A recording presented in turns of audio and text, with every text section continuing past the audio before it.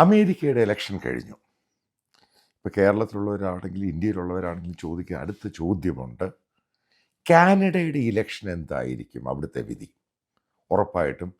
കാരണം ഏകദേശം 18 ലക്ഷത്തിൽ പരം ഇന്ത്യൻ ഒറിജിനാണ് അവിടെ പഠിക്കാൻ പോയതും മറ്റും എല്ലാവരും കൂടി കാനഡയിലുള്ളത്. അതുപോലെ ഇന്ത്യയുമായിട്ടുള്ള കാനഡയുടെ റിലേഷൻ, അതായത് 4ാമത്തെ ടേം അവിടുത്തെ പ്രധാനമന്ത്രിയായിട്ട് മത്സരിക്കാൻ പോകുന്ന ജസ്റ്റിൻ ട്രൂഡോ വളരെ മോശമായ രീതിയിലാക്കിയെടുത്തു. അദ്ദേഹം ലിബറൽ പാർട്ടിയുടെ നേതാവാണ്. ഏറ്റവും വലിയ തമാശയെന്ന് പറഞ്ഞാൽ ഏറ്റവും ലേറ്റസ്റ്റ് റിപ്പോർട്ട് പബ്ലിഷ് ചെയ്തിരിക്കുകയാണ് കാനഡ ഇലക്ഷനുമായിട്ട്. അതിൻ്റെ സർവേ, ജസ്റ്റിൻ ട്രൂഡോയുടെ ലിബറൽ പാർട്ടിയിലെ സീനിയർ നേതാക്കൾ പലരും ജസ്റ്റിൻ ട്രൂഡോയോട് ആവശ്യപ്പെട്ടു, 4ാമത്തെ ടേം അയാൾ പ്രധാനമന്ത്രിയായിട്ട് മത്സരിക്കരുത്. 1ാമത്തെ കണ്ടീഷൻ വന്നു കഴിഞ്ഞു. ഇനി അടുത്തൊരു സംഭവമുണ്ട്. അവിടുത്തെ പ്രതിപക്ഷ നേതാവ് പിയാരെ പൊലീബർ എങ്ങനെയാണ്, ഇതൊരു ഫ്രഞ്ച് പേര്, എനിക്ക് ശരിക്കും എൻ്റെ ഉച്ചാരണം അറിയത്തില്ല. ഇപ്പോൾ യൂട്യൂബിൽ തന്നെ നോക്കി പൊളിവേർ എങ്ങനെയാണ് ഇതിൻ്റെ പ്രൊണൗൺസിയേഷൻ, കാരണം ഇതുമായിട്ട് കഴിഞ്ഞപ്പം അയാളുടെ പേര് തന്നെ അയാൾ മറ്റു പലർക്കും പ്രൊണൗൺസ് ചെയ്യുന്ന യൂട്യൂബ് വീഡിയോ തന്നെ ഉണ്ട്. കാരണം ഈ രണ്ടുപേരും ഫ്രഞ്ച് കക്ഷികളാണ്, പഴയ അവരുടെ നേറ്റിവിറ്റി എന്ന് പറയുന്നത്. അപ്പം അവിടുത്തെ പ്രതിപക്ഷ നേതാവ് നയിക്കുന്ന പാർട്ടി, മനസ്സിലാക്കുക, ഏകദേശം 338 സീറ്റുകൾ, ചിലപ്പോൾ ഇപ്രാവശ്യം 2025 ഒക്ടോബർ നടക്കുന്ന ഇലക്ഷനിൽ ആ 338 ചിലപ്പോൾ 347 50 സീറ്റുകൾ വരെ അവിടുത്തെ ജനസംഖ്യ അനുസരിച്ചും വോട്ടേഴ്സ് അനുസരിച്ചും കൂടാനുള്ള സാധ്യതയുണ്ട്. അപ്പോൾ ഏറ്റവും ലേറ്റസ്റ്റ് സർവേയിൽ പറയുന്നത് ജസ്റ്റിൻ ട്രൂഡോയുടെ പാർട്ടിക്ക് 50 സീറ്റുകൾ പോലും കിട്ടില്ല. അത്ര പരിതാപകരമായ രീതിയിലാണ് ആ പാർട്ടി മുന്നോട്ട് പോകുന്നത്. അതേപോലെ തന്നെ ഏറ്റവും അവിടെ പ്രബലരായ സിഖ് കമ്മ്യൂണിറ്റി, കാരണം അവർക്ക് വോട്ടിംഗ് പെർസെൻറ്റേജ് ശരിക്കുമുണ്ട്. 3.8% അവർ അവിടുത്തെ വോട്ടിൻ്റെ പെർസെൻറ്റേജ് എന്ന് പറയുന്നത് അവിടുത്തെയുള്ള സിഖ് കമ്മ്യൂണിറ്റിയാണ്. അവരുടെ ആ പൊളിറ്റിക്കൽ പാർട്ടിയുടെ സപ്പോർട്ടോടു കൂടിയാണ് ജസ്റ്റിൻ ട്രൂഡോ അവിടെ ഭരിക്കുന്നത്. അതിൻ്റെ പേരിലാണ് സിഖ് ടെറർ ഗ്രൂപ്പിന് പിന്തുണ കൊടുക്കുന്നത്. അപ്പം ഞാൻ അതുമായിട്ട് ബന്ധപ്പെട്ട് കനേഡിയൻ ഇവിടുത്തെ ലോസ് ഏഞ്ചലസ് കോൺസുലേറ്റിൽ ഒരു ദിവസം എൻ്റെ ഒരു ആവശ്യത്തിന് വേണ്ടി ഞാൻ പോയി കഴിഞ്ഞ സമയത്ത്, അപ്പോൾ അവിടെ 1-2 ആൾക്കാരെ, കാനഡയിലുള്ള ആളുകളെ, അവിടെയുള്ള മുസ്ലിങ്ങളായിട്ടുള്ള പേര് മാത്രമേ ഉള്ളൂ മുസ്ലിം, അവർ മുസ്ലിം വിശ്വാസികളല്ല, പണ്ട് ഇറാനിൽ നിന്ന് അവിടുന്ന് ഇവിടുന്നൊക്കെ അറേബ്യൻ രാജ്യത്തൊക്കെ വന്നവരാണ്. അപ്പോൾ അവരുമായിട്ടൊക്കെ സംസാരിച്ച് കഴിഞ്ഞപ്പോൾ ഒരു കാര്യത്തിൽ ഞാൻ വളരെ കൃത്യമായിട്ട് പറയാം, ജസ്റ്റിൻ ട്രൂഡോയ്ക്ക് അവിടെയുള്ള സിറ്റിസണായിട്ടുള്ള മുസ്ലിങ്ങൾ പോലും അവരുടെ പുതിയ ജനറേഷൻ വോട്ട് കൊടുക്കില്ല. അതിൻ്റെ കാരണം അവർ പറയുന്നതിൻ്റെ സർവേ റിപ്പോർട്ടും ഇവരുമായിട്ട് കണ്ടതുമൊക്കെ വെച്ച് കാൽക്കുലേറ്റ് ചെയ്യുവാണെങ്കിൽ പറയാനുള്ളത്, അവിടെ എംപ്ലോയ്മെൻ്റ് എന്ന് പറയുന്നത് വലിയ ദുഷ്കരമായിട്ടങ്ങ് മാറി. ഈ അമേരിക്കയും കാനഡയും തമ്മിൽ ഒരു ബൈലാറ്ററൽ ടോക്സിന്, അതിൻ്റെ ടെക്നിക്കൽ ജോലി അവിടെ പഠിച്ചവർക്ക് അവരുടെ സർട്ടിഫിക്കറ്റൊക്കെ ഹാജരാക്കുകയാണെങ്കിൽ അവർക്ക് അമേരിക്കയിലെ ടെക് കമ്പനികളിൽ മറ്റുള്ളിടത്തും അവർക്ക് ജോലി ചെയ്യാം. അങ്ങനെ അവർ തമ്മിലുള്ളൊരു കരാറുണ്ട് ഈ കാനഡയും അമേരിക്കയും തമ്മിൽ. അപ്പോൾ എന്നോട് അവിടെ പരിചയപ്പെട്ടവർ പറഞ്ഞത്, അവിടെയുള്ള പല ടെക്കീസിനും അവിടെ ജോലി കിട്ടുന്നില്ല, അവിടെ സിറ്റിസൺ. അപ്പോൾ അവരധികവും ന്യൂയോർക്കിലും അമേരിക്കൻ സിറ്റികളിലാണ് വന്ന് ജോലി ചെയ്യുന്നത്. അതേപോലെ തന്നെ ഇവിടെ ഇൻഫ്ലേഷൻ വളരെ ഹൈ ആണ്. ഒരു സാധാരണക്കാരന് അവിടെ വീട് മേടിക്കുന്ന കാര്യം നോക്കുക പോലും വേണ്ട, ആ രീതിയിലോട്ടാണ് അവിടുത്തെ ഇൻഫ്ലേഷൻ, അതായത് പണത്തിൻ്റെ പെരുപ്പവും അവിടെ ജീവിത സംഭവം എന്ന് പറഞ്ഞാൽ വളരെ മോശമായിട്ട് അതിനെ കൊണ്ടുപോയി. ഇതിനെല്ലാം കാരണം ജസ്റ്റിൻ ട്രൂഡോ എന്ന് തന്നെയാണെന്നാണ് ഈ പറഞ്ഞ് ഞാൻ കണ്ട പലരും, അതേപോലെ തന്നെ സർവേയിലും ചെറുപ്പക്കാർ ഒന്നടങ്കം പറയുന്നത്. അവിടെ സിഖുകാരുടെ ജനറേഷൻ, അതായത് പുതിയ ജനറേഷൻ, അവർ ഭൂരിഭാഗം, അതായത് സിഖുകാരുൾപ്പെടെ, കാരണം അവിടെ ബിസിനസ് പോലും കാര്യമായിട്ട് പുരോഗതിയിലോട്ട് പോകുന്നില്ല. ആ രീതിയിൽ കാനഡ എല്ലാ രീതിയിലും എക്കണോമിക്കലി വളരെ മോശം.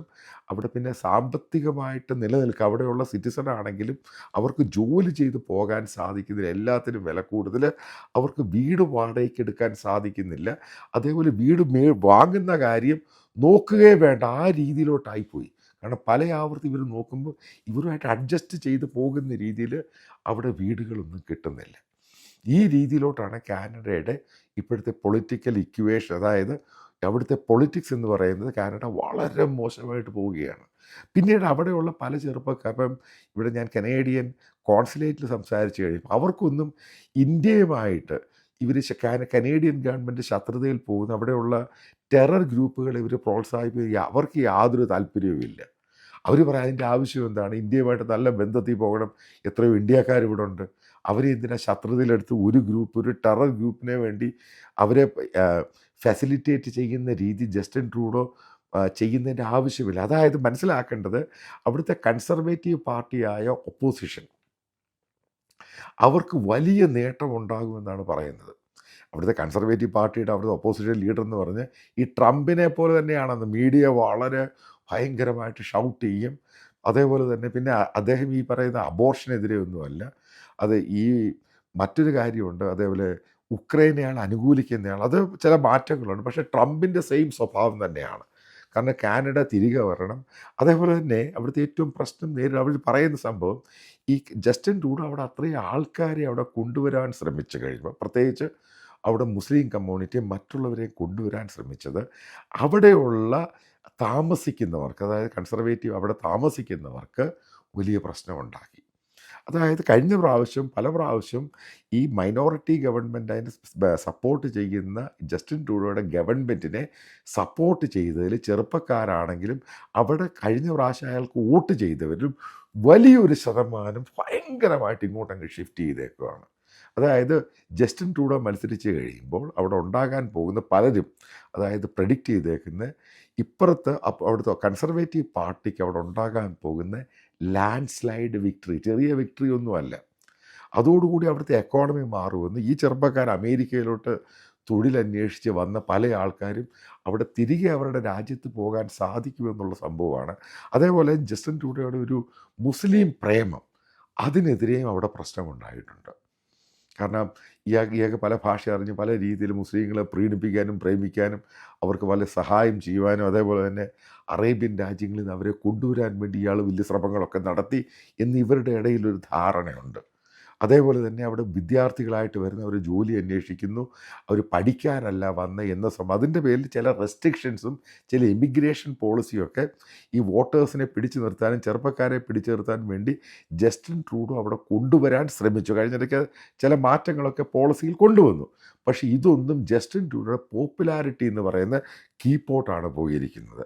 അതായത് അവിടുത്തെ മീഡിയ ജസ്റ്റിൻ ട്രൂഡോ ലിബറൽ രീതിയിൽ തിരിച്ചു വരുമെന്ന് പറയുമ്പോൾ തന്നെ ഉണ്ടാകാൻ പോകുന്ന വലിയൊരു സത്യം, അതായത് ഈ ജസ്റ്റിൻ ട്രൂഡോയെ സപ്പോർട്ട് ചെയ്യുന്ന എക്കണോമിസ്റ്റ് എന്ന് പറയുന്ന ഗ്ലോബലായിട്ടുള്ള മാഗസിൻ പുറത്തിറക്കിയ ലേറ്റസ്റ്റ് അവരുടെ ഈ സർവേ റിപ്പോർട്ടിനകത്ത് കൃത്യമായിട്ടാണ് പറഞ്ഞേക്കുന്നത്, ജസ്റ്റിൻ ട്രൂഡോയും അവരുടെ ലിബറൽ പാർട്ടിയും ലാൻഡ് സ്ലൈഡ് രീതിയിലായി, അതായത് മുഴുവനായിട്ട് അറം പറ്റു തോറ്റുപോകും. അതായത് പ്രതിപക്ഷ കക്ഷികൾ, അതായത് അവിടെ ഈ കൺസർവേറ്റീവ് പാർട്ടി അവിടെ ജയിക്കാൻ പോകുന്ന വലിയ ഭൂരിപക്ഷത്തിലായിരിക്കും.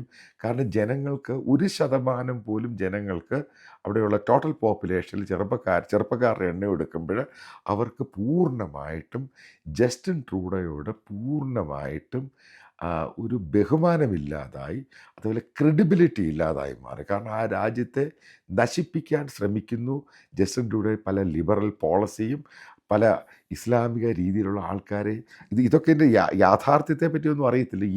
ഈ പറയുന്ന സർവേയിൽ പറയുന്ന സംഭവം, ജനങ്ങൾ ഉദ്ദേശിക്കുന്ന സംഭവം, ഇത് എത്ര ശതമാനം അതിൻ്റെ സത്യമാണ് നമ്മുടെ ഗ്രൗണ്ട് റിയാലിറ്റി അവിടെ ചെല്ലുമ്പോഴേ എനിക്ക് അതിനെപ്പറ്റി അറിയാൻ സാധിക്കത്തുള്ളൂ. പക്ഷേ ഈ സർവേ റിപ്പോർട്ടും ചില ആൾക്കാർ, അമേരിക്കയിൽ വന്ന ചില ആൾക്കാരോട് സംസാരിച്ചപ്പോഴും മനസ്സിലായത്, അവിടെയുള്ള മുസ്ലിങ്ങൾ ഉൾപ്പെടെയുള്ള അവരുടെ സിറ്റിസണായിട്ട് ഉൾപ്പെടെയുള്ളവർ കഴിഞ്ഞ പ്രാവശ്യം ജസ്റ്റിൻ ട്രൂഡോയൊക്കെ സപ്പോർട്ട് ചെയ്തവരാണ്. അവരും വലിയ രീതിയിലാണ് ജസ്റ്റിൻ ട്രൂഡോയ്ക്ക് എതിരായിട്ട് പറയുന്നത്. കാരണം അവരുടെ ലൈഫിനെ പൂർണ്ണമായിട്ടും പാരലൈസ് ചെയ്യുവാൻ വേണ്ടി ജസ്റ്റിൻ ട്രൂഡോയ്ക്ക് സാധിച്ചു. കാരണം ആ രീതിയിലാണ് ഈ മനുഷ്യൻ പോയിക്കൊണ്ടിരിക്കുന്നത്. അതുകൊണ്ട് അയാളെ മാറ്റുക, പുതിയ പ്രതിപക്ഷത്തിൻ്റെ ആ നേതാവ് അധികാരത്തിൽ വരിക. കാരണം അദ്ദേഹം 2ഓളം പ്രാവശ്യം അവിടുത്തെ മന്ത്രിയായിട്ടിരുന്നയാളാണ് ഈ പ്രതിപക്ഷ നേതാവ് എന്ന് പറയുന്നയാൾ. അപ്പോൾ അദ്ദേഹം കുറച്ചും കൂടി വോക്കലും മറ്റേ ട്രംപിൻ്റെ പഴയ ഇപ്പോഴത്തെ ആ സ്വഭാവക്കാരനാണ്. ഈ മീഡിയയുടെയൊക്കെ അടിച്ചു കയറുന്നതിൻ്റെ പേരിൽ ഉള്ള മീഡിയ മുഴുവൻ ഇയാൾക്കെതിരാണ്. പക്ഷേ ഇദ്ദേഹത്തിനാണ് വലിയ ചാൻസ് ഞാൻ കട്ടയ്ക്കായിട്ട് പറയാം. കാരണം പല ആൾക്കാരും ഈ മുസ്ലിങ്ങളായിട്ടുള്ള ആൾക്കാരെയും ഞാൻ കനേഡിയൻ എംബസിയുടെ മുമ്പിൽ വെച്ച് കണ്ടു. അതേപോലെ സിഖുകാരെ കണ്ടു, ഇന്ത്യക്കാരെ കണ്ടു. അവിടെ പെർമനൻ്റായിട്ട് കാരണം അവരവിടെ വിസയുടെ ആവശ്യത്തിന് വേണ്ടി ഇവിടെ ജോലിയുമായിട്ട് വന്നപ്പോഴാണ് ഈ കാര്യങ്ങളൊക്കെ അറിയുന്നത്. കൃത്യമായിട്ട് പറയാം, കാനഡയിൽ 2025 ഒക്ടോബറിലുണ്ടാകുന്ന ഇലക്ഷനിൽ ജസ്റ്റിൻ ട്രൂഡോ വൻ പരാജയത്തിലോട്ടാണ് പോകാൻ പോകുന്നത്.